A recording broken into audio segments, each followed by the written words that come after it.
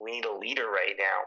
I'm not a fan of Premier Horgan in British Columbia as a rule, but I respect his leadership in a crisis. I mean, our prime minister is, I mean, my God, it's the weakest leadership I've ever seen in my entire life. It's embarrassing. The Prime Minister announced, what do you know? More spending.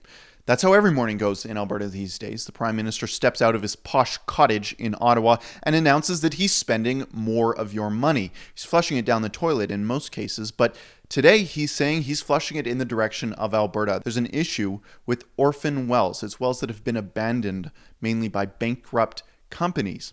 Now, that has to be fixed. Farmers are really upset that these wells are remaining on their properties and they can't do anything about it. And Justin Trudeau says that this $1.7 billion is going to be spent fixing that issue.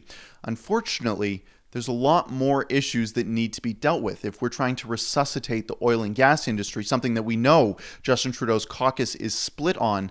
Well, there's better ways to do it, namely approving pipelines and reassuring Canadians and Albertans that pipelines like TMX, Trans Mountain Expansion, are actually going to go through. Now, on top of pipelines, we look south of the border and see Donald Trump snatching up barrels of oil. The feds are actually buying barrels of oil down there, and it's a great way to prop up a struggling industry. We know if it was Bombardier, the Prime Minister would be buying up planes like that if he could. In fact, they've done that.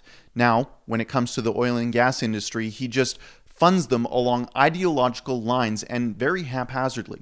We have Robbie Picard on the line on Skype, and he's going to tell us more. I agree with the fact that we need to do something about these orphan wells and we need to take an aggressive approach on it. But the truth of the matter is the Liberal Party's split 50-50 on whether to completely abandon the oil and gas industry, particularly the oil sands in Alberta. You see that when you found out the infighting when they were trying to stop the tech approval and quietly celebrating when the tech eventually was canceled. The problem is that there's such a disconnect between Eastern Canada and Alberta and Western Canada that they don't understand the severe importance of what the oil and gas industry has brought this country for so many years. This is a very weak bailout at a very important time, and I can't remember in my lifetime when oil and gas has really needed a bailout. But there's literally, hundreds of thousands of people about to lose their jobs. People are scared. And if you follow Donald Trump stepped up, helped his industry, bought a bunch of oil, did what he needed to do. And candidly, I find that our Prime Minister's response to this entire thing has been very amateurish, and it's like you have a bunch of people who don't really know what they're doing. I get it, the optics of it. It looks better for, I guess, his so-called environmentalist people that follow him, that if they're doing something for the environment, so they're going to work on that.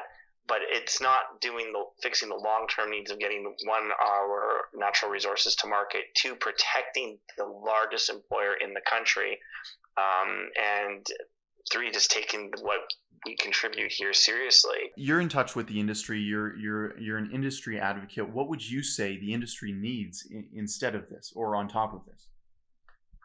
Well, we need a bit of a bailout right now, but what we need is market access. We need the Northern Gateway pipeline. We need insurance that the Trans Mountain pipeline is going to be built. Keystone Pipeline was my least favorite pipeline, and even that's being stalled. We need a prime minister who's actually going to advocate for us and what he said he was going to at minimum, instead of this passive aggressive weird behavior that he puts out. That's what we need. We need a leader right now. I'm not a fan of Premier Horgan in British Columbia as a rule, but I respect his leadership in a crisis. I mean, our prime minister is, my God, it's the weakest leadership I've ever seen in my entire life. It's embarrassing. All right, Robbie, thanks for coming on today. Your insight is valuable to many who are going to look at this bailout and think that Justin Trudeau is doing great things for Alberta and that Alberta somehow owes a debt of gratitude to the Prime Minister, when in fact that's not really the case. Thanks for coming on today. Okay, thank you.